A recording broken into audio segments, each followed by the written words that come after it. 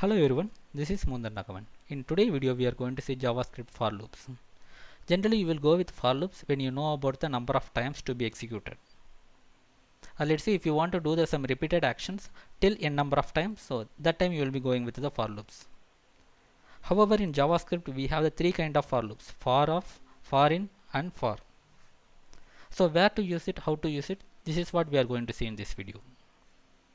Let's say we have the simple traditional for loop which will be having the initialization, condition to be checked and the increment or decrement. Initialization will do the initialization for the particular variable and the condition will be checked. If it is the true, it will be executing the code block. After executing the code block, it will be doing the increment or decrement. Again it will be checking the condition. If it is true, it will continue to execute the code block, otherwise it will come out of the loop. So this is a very basic understanding about the traditional for loop.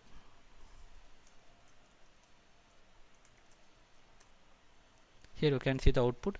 It continues n number of times. So n number of time in the sense, in our case it will be continuing from 0 to 9.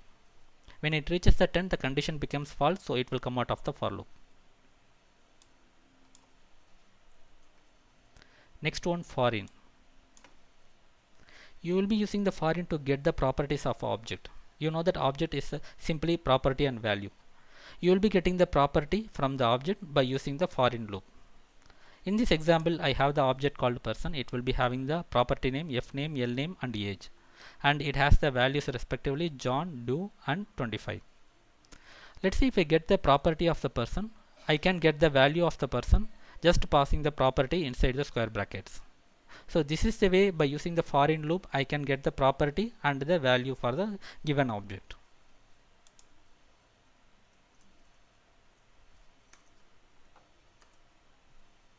Here you can see the key is f name and value is John, and key is l name and value is do, and key is age and value is 25.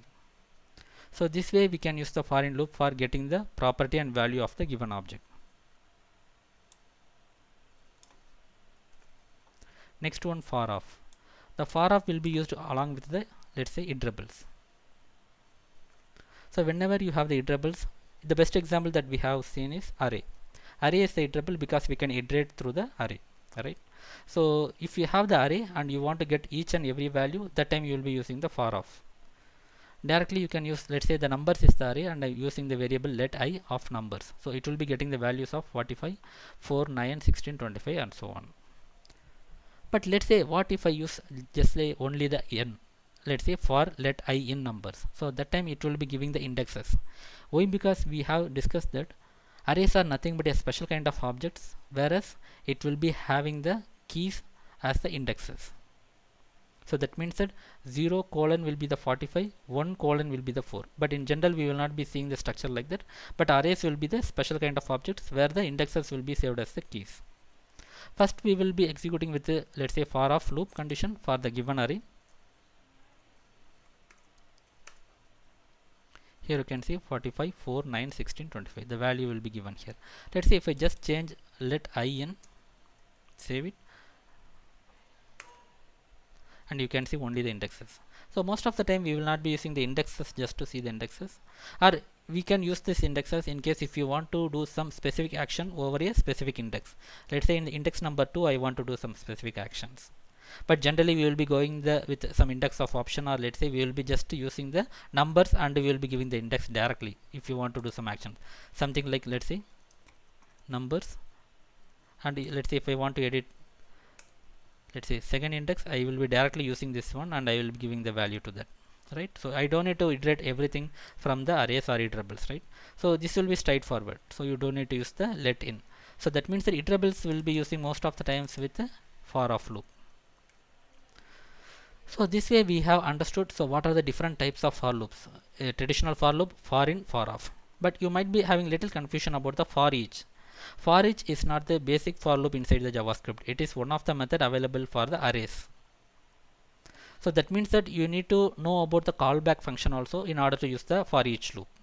So when we come with callback function and function methodologies, that time we will be seeing how to use the callback function along with the for each method.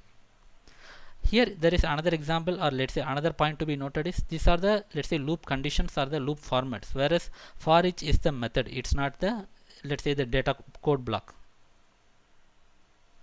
And while and do while, we don't need to discuss much on that because it is directly straightforward. Based on the condition, it will be executing until the condition becomes false. This will be like a self-explanatory that we can understand by ourselves. So this way we have understood what is the difference between simple for loop, for in, for out. So thanks all, thanks for watching and have a great day.